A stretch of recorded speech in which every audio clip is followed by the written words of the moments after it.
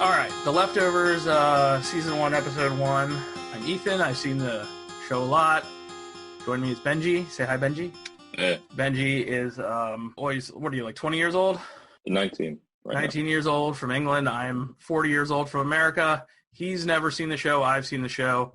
And so he's just watched Episode 1 for the first time, so I'm going to talk about it with him. Benji, what did you think of the pilot? You know, I think I messaged you this, but the biggest thing was the music straight away. You know, throughout the whole episode, I was picking up a lot of like leitmotifs exactly, but there was that same recurring theme, and it made me excited because when you can get a musical theme so strong that you're recognizing it even in the first episode, I'm excited to see where that builds to. And like, you know which one I mean, right? The little like piano.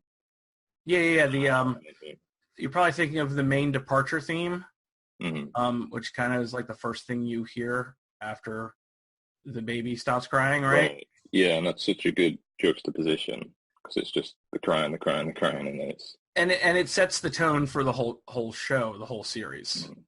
And this isn't really a spoiler. You're going to hear it again. Do you know what I mean? And that's the composer's Max Richter, and I know a couple of his compositions show up later on, some of his previous compositions, and he does the music throughout the series. So that's a good thing to pick up on plot wise. Do you understand what's going on with the actual departure event and all that kind of stuff? Yeah. So I knew in advance because I'd read like the very brief synopsis that the show's main premise is about people, the leftovers, that's what it's called, and it's about the people dealing with the loss, sudden inexplainable loss, 2% of the world's population. And I think they said like 170 or 140 million, somewhere in that range. So I knew that was going to happen at some point, but I didn't know if it was going to start like before, and then it was going to take a few episodes. It was going to build into that, or if it was going to pick up after it, or how it was going to work. So the very first scene, obviously, where there's the woman in the laundromat and there's the baby, maybe I should have been, but I wasn't expecting what happened to happen. I don't know, it caught me out. I really liked the way it did I think it was one shot where it's the baby's in the back, then it kind of focuses on the mum, and then it immediately comes back and it's just gone. And when that happened, I was like, right. I instantly understood what that was like signifying, that the departure just happened. Now, I forget because stupidly I didn't watch the pilot before because we're just winging this. It skips 3 years, correct? Yeah. Right after that moment? Right after. I mean, there's like maybe 20 seconds to a minute of chaos where you suddenly see it's not just her, but there's all these other people coming out of their houses and like going crazy, and then it skips forward 3 years. 3 years. Now, I don't know if you're familiar with the guy who did the Damon Lindelof. His show before this was Lost, and I think you're halfway through it, right? Yeah, about halfway. And in Lost, there's lots of questions, and you get some answers. But the log line that they started this show with was, don't expect any answers to this question. They are not going to answer what happened at the departure, and the show is not about that. You mean, so was that like promised by Lindelof himself sort of before in the... Yeah, no, they came out and they did like a tour and they said this show it's a drama and it's a heavy drama. And Damon Lindelof took a book by Tom Perrotta where this happened. And they made this show out of the book. With his experience with Lost and what happened towards the end of that, he quit Twitter, he quit everything. All social media and everything, and then he went to make a couple movies that were some people liked and some people didn't. And then he came back to TV and he said, listen, there's a basic mystery to this drama, and that's not what the show is about. If you're coming expecting an answer to find out what happened in the departure, you're not going to find one. It's the whole show is a meditation on grief and what happens when you suddenly lose someone. So, of course, there's lots of really good world building. And again, this is just from my memory. I guess in the background of this episode, you see like a Senate committee meeting where people are trying to figure it out. They're talking about radiation and scientific reasons, and all that stuff is going on in the background. Because in the foreground, we have Police Chief Kevin Garvey, and he's kind of the lead of the show. What do you think about Kevin? You mean what did I feel about him, or how I thought they were trying to present him? And I want to know both of them and compare the two. I mean, I like the guy from what I saw of him. He's a very handsome man. He is. That's undeniable. It obviously opens, I believe it's his first scene, is with the dog, right? The dog gets shot, and he's kind of outraged over this. And that's a pretty, if you're going to pick, if you're going to pick an event to make you like someone, there's not, it's a pretty good way to do it is by having them get really mad over the death of a dog. So I think from the beginning, we're meant to be on his side. And I guess he may also be, he's almost representative of us as a viewer when it comes to, I don't know the exact terminology used to describe them, people that was smoking the cigarettes and the kind of cultish jihad. It's a cult called the Guilty Remnant, and you can call them the GR, sure. Right, so the way he's looking at them, and he's so bewildered, and especially toward the end when you find out his wife's in there, and you can see from his face he just doesn't understand. And so we, again, project ourselves onto that. So I think both those things make us feel like he's our eyes, and we're sort of viewing it through him. We, like him, don't really know. We don't understand why it happened, and we really don't understand what's going on with those creepy people in white, I liked him. He's a good vehicle for audience participation. Yeah, so it's revealed, one of the last reveals at the end is that his wife, who's Aimee Brenneman, Justin Theroux plays Kevin, is his wife, whose name is Laurie, joined the cult, the Guilty Remnant, right? Mm. Through this episode, he's got this underlying, it looks like, rage, grief, sadness, right? Mm. And at the end, we find out a lot of it probably has to do with his wife not talking to him and joining this cult and leaving. Mm-hmm. It's interesting because it sets it up from the beginning that you think she was one of the people who disappeared. There's an interview with the daughter, Jill, right? Jill's the daughter. Yeah, Jill. Where there's a school teacher, perhaps, or head teacher or something, and she pulls her aside and says, "Oh, it must be hard. I know it's been hard with your mum being absent," or, I'm paraphrasing her, but with your mum not being there. And so, because we've just been witnessing the departure, we think, okay, that's where she is. And then the same way, when we see Kevin looking at the pictures and we know about the departure, we know his wife's not there, we put two and two together in our head and we think that's it. I like the reveal at the end. It was like, in the back of my mind, I was thinking, could that be what it's leading up to? Because I thought that'd be really interesting, rather than having these four separate characters dealing with their loss. It's actually one family. That's sort of revealed as the episode goes on. You've got Jill, the daughter, Tom, the son, Kevin, the dad, and then Laurie, the wife. And they go and they make it seem like she has been departed. It seems like that there is this one family that we're following, and they haven't lost anyone. Right.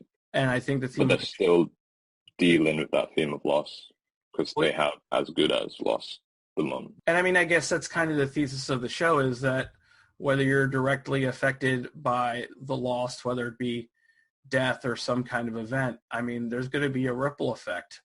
And the show is all about the ripple effect that goes out from this one event. And obviously the ripple that has hit this. Let's talk about... Okay, we do one thing I was going to say about Laurie was that I thought was interesting was you have this family who look like they're dealing with the loss of someone from the departure, and then you find out that, well, actually she's still alive, she's just not with them, and there's a certain audacity to it, and you feel like you want to get angry at Laurie because you're thinking all these other families dealing with the real departure, your family could still be a unit, but you've all these people departed and they had no choice in it, and their families had to deal with it, but you've inflicted this on your family by choice, on purpose, and you think, I don't know, it seems a little, I don't know what the word is, but you get selfish, frustrated with that. Well, yeah, selfish, because it's, you have the choice to be with your family, and yet you're choosing to be away from them. That's good observation, and they're definitely going to get into it. But let's hit some of the other members of the family. The point of this is to do some quick hits on some things. I'm really interested in what your reaction to the show is, and to comment a little bit on, let's talk about Tommy for a second. Because the most striking image to me of the first episode, and it will always stick with me, and it was directed by Peter Berg, who directed the movie Friday Night Lights.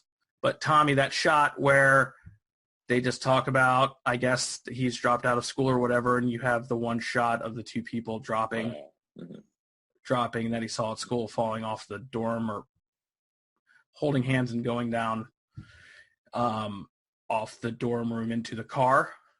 And it's just a quick second of these people committing suicide. Mm-hmm. But it affected me so much, and it also brings to imagery what was happening at the time. This is also a meditation on kind of the 9/11 attacks here as well. And I don't know if you've seen that. There are famous images of people holding hands and jumping off the Twin Towers here. The little bit of we got a Tommy. What did you think? See, yeah, I also thought there was some really good imagery with Tommy. I thought you were going to give a different example.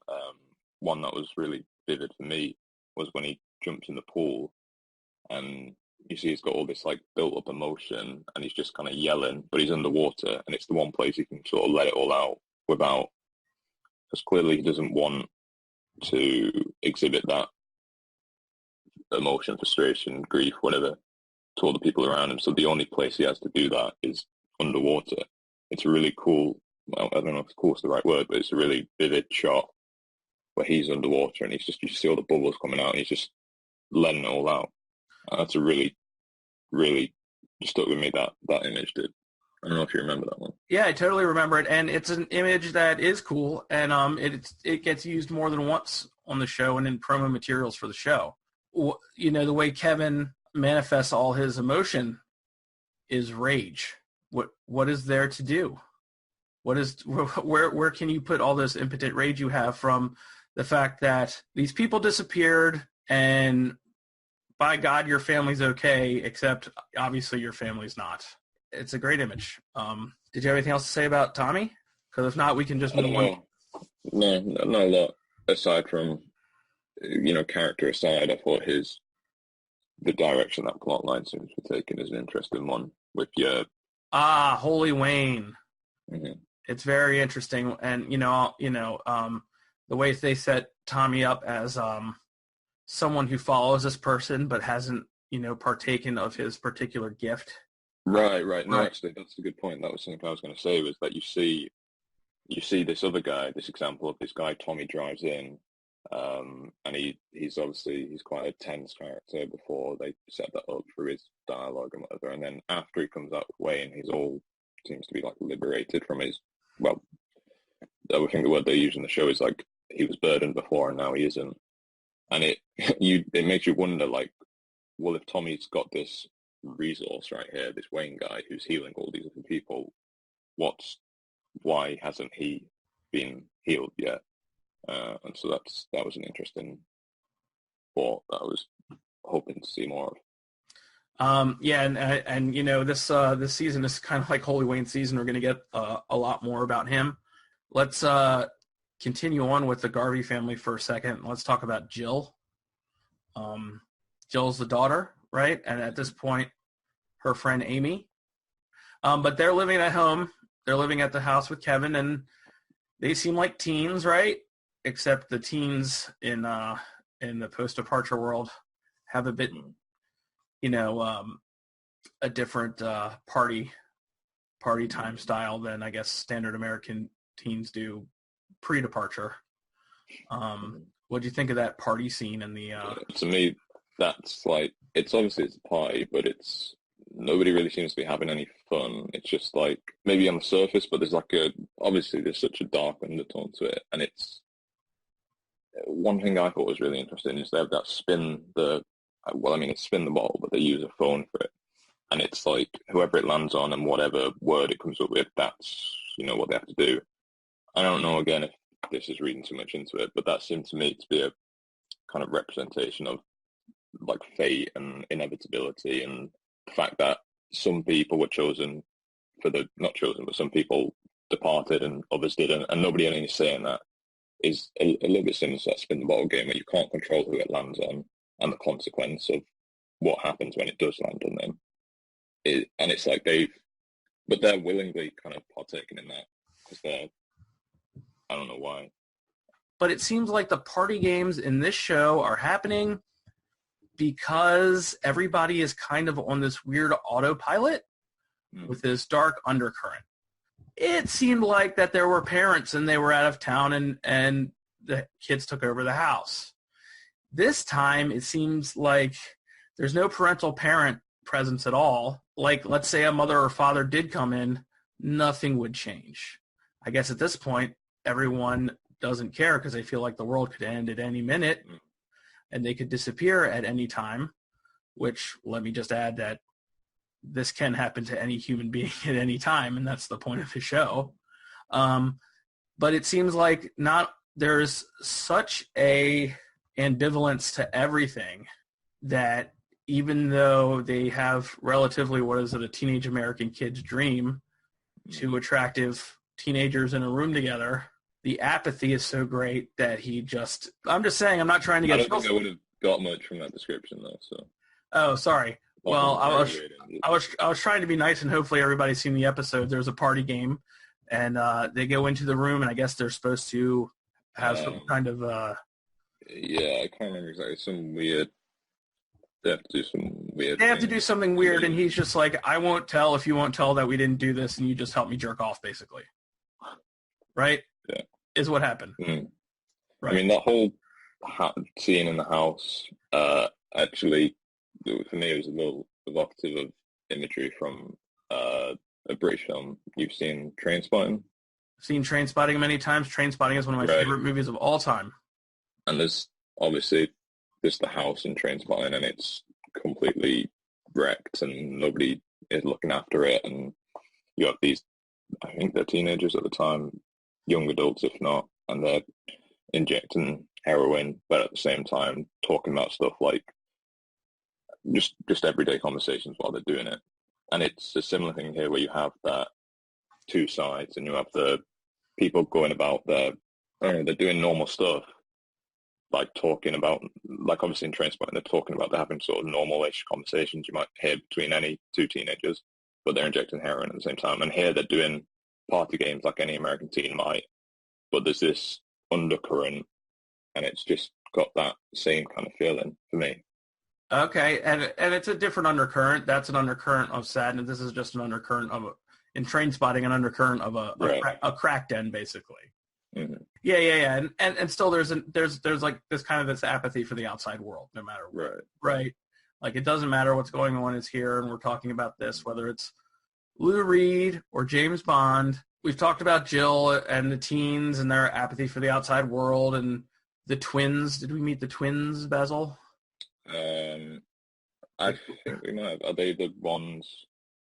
I was having a little trouble because it was dark, and I was trying to pick out the faces. They're the ones that look like each other. The car, and then they drop the car keys, or they help with bury the dog, I think. Yeah. Is that them? Yeah. Yeah. Oh, yeah, they found the dog, right? Mm-hmm. And I'm going to talk about the dogs last. We need to hit a couple. We need to hit three other people really quick and get your quick impressions of them. Nora Durst. She spoke at the Memorial Day thing. She lost her family. She lost her two children and her husband on the departure. She has she lost everybody in the same day. What do you think of her? I don't know. Obviously, I noticed the character, and she had some time on screen. It wasn't a huge segment, though. It was maybe a couple of minutes where she gave a speech, and then I think our attention was diverted to the GR, who the one thing her character did make me think about was the kind of probability and the numbers, because in my mind, when they said 2%, I was trying to think, okay, 2%, it's not like an even distribution like that, because this person's clearly lost 3 members of the family, whereas, Kevin and his family didn't lose anyone. And so I was trying to figure out in my mind, maybe you can help me with this. It seemed like the show and the people it was focusing on were all directly affected, and it seemed like everybody seems to have lost somebody. 1 in 50 people is still not quite, like when I was watching it, I was thinking this seems more like 10%, 15% of people. So I don't know if you can help me figure out how that works. I think that you got 2% of the population, flat 2% of the population, right? And that's that's approximation. That's after, this is 3 years later. This is after it happens, there's chaos. Some people have disappeared, some have not. You have to go through this whole period of where you're just trying to figure out what happened, where it happened. Were planes falling out of the sky? I bet you they were. Like, what happened? So after you figure all that out, you do a rough census, you do a rough approximation, you say 2%. It's the most random thing in the world. 2% of 150 million people disappeared off the planet. Right? And it is random. Across the population of the world, I think Mapleton is meant to be a microcosm for every town in the world. For everybody in the world, some people have lost entire families, and some people have lost nobody. Okay? So it has to be random. Yeah. I don't know if I properly, I couldn't figure out a way to properly express the question, but I think the way you're suggesting is probably, well, it is the better way of looking at it, as the microcosm or synagogue for all the other towns and civilizations and groups of people across the world, and you have to have that. Other people to pay attention to, we have Meg Abbott, Liv Tyler. Does she go to the... Yeah, so she's, you see across the episode that she's being... stalked by the GR, right? Mm-hmm. Yeah, and then right at the end of the episode, that was one I didn't quite understand. She's followed by them, she gets mad at them, and then she joins them. I think what we're supposed to take away is the Guilty Remnant. They sit outside your house, they smoke. They're obviously what some people would call crazy. And they've been working on her a while, right? Mm-hmm. And obviously there's some kind of pain she has that they're tapping into. And it looks like they got her, so we'll probably follow her on that journey. Did we meet the Reverend yet, Matt Jamison? He is on a personal crusade, played by Doctor Who himself, Christopher Eccleston. Yeah, no, I did notice it. Okay, so we get it. Every time we bring up him, we can call him Doctor Who. I understand. I am actually really happy he found a part after Doctor Who that I remember him for more, and that is this one. He is, everybody seems to think that this was the Rapture, is on a crusade to let the town people know that this was not, in fact, the Rapture. Because obviously people think it's obviously the Rapture. And he is on a crusade to let people know that some of the people who disappeared were not very nice people, and that's why it's not the Rapture. The other couple people I just want to mention really quick, is two other people, and we don't know her yet. The leader of the Guilty Remnant, you know who I'm talking about? Is she the one who speaks to Meg right at the end? Yes. So it's the first time we hear one of them speak. Mm-hmm. Right. Her name, we'll come to know later. I don't know if we know that is Patty. I think it may be mentioned, but yeah.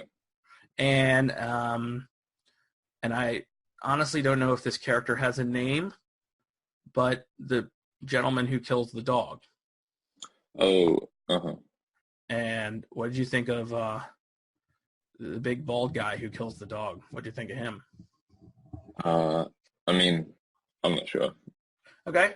I don't know. I'm not sure what I think, and I'm not sure what I'm meant to think about him. Apart from the fact that he's established as a guy who kills dogs. So swing back around toward the end of the episode when you see how I think the line he says is, "They're not our dogs," because Kevin keeps calling him like, why are you shooting our dogs? Stop shooting our dogs. And he's saying, no, they're not our dogs. And Kevin joins him and starts shooting them. So you think, you understand there's a little more depth to his character than just a guy who shoots dogs. But I don't know what that is yet. But yeah, they're not our dogs anymore. I enjoyed Lost so much, and I was like, am I going to like this show? It looks better.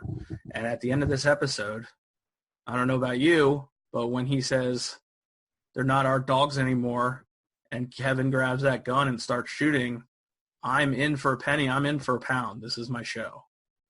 Just because I thought it was awesome. And, that's pretty much what I have to say about the first episode of The Leftovers. Did you have anything else to add? No, not really. Apart from just the fact it was a really, really good pilot. I really enjoyed it. I'm very much looking forward to the next one. Are you down to do this again and talk about the next one? Yeah, for sure. I'll be a little more prepared next time as well. Okay. Yeah. Well, no, this first one's rough and tumble. The second one can only get better, right? All right, Benji, thanks a lot. Okay, cheers.